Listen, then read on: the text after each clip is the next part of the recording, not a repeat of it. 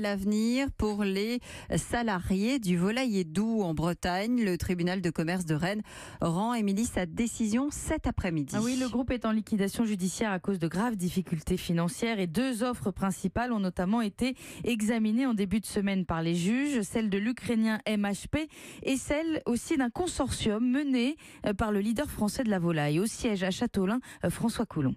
Il a la préférence des salariés. Le consortium mené par le Sartois LDC devrait reprendre 900 emplois sur 1200 alors que l'Ukrainien MHP ne garderait dans un premier temps que 285 postes.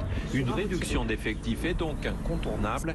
Nadine Normand, déléguée FO. Ça va être dur parce qu'on sait qu'aujourd'hui tous les salariés du groupe Doux ne seront pas repris. Qui va être licencié, qui ne va pas être licencié. Au pire des pires, 377 salariés étaient potentiellement licenciables.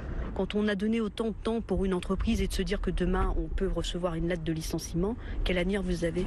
Aux portes de l'entreprise, une angoisse générale. Swan, 25 ans. On est perdus, on a tous peur. Est-ce qu'ils vont garder les plus anciens? Est-ce qu'ils vont garder les plus jeunes? On ne sait pas du tout. Les étrangers, on ne sait pas s'ils vont nous racheter pour rester là ou est-ce que c'est nous racheter pour délocaliser chez eux. L'ambiance ici, elle est géniale. Hein. Moi, j'adore venir travailler, je viens pas ici à reculons. Je veux rester là. J'ai ma mère qui travaille ici aussi, j'ai ma sœur qui travaille ici aussi. Donc on a peur les unes pour les autres.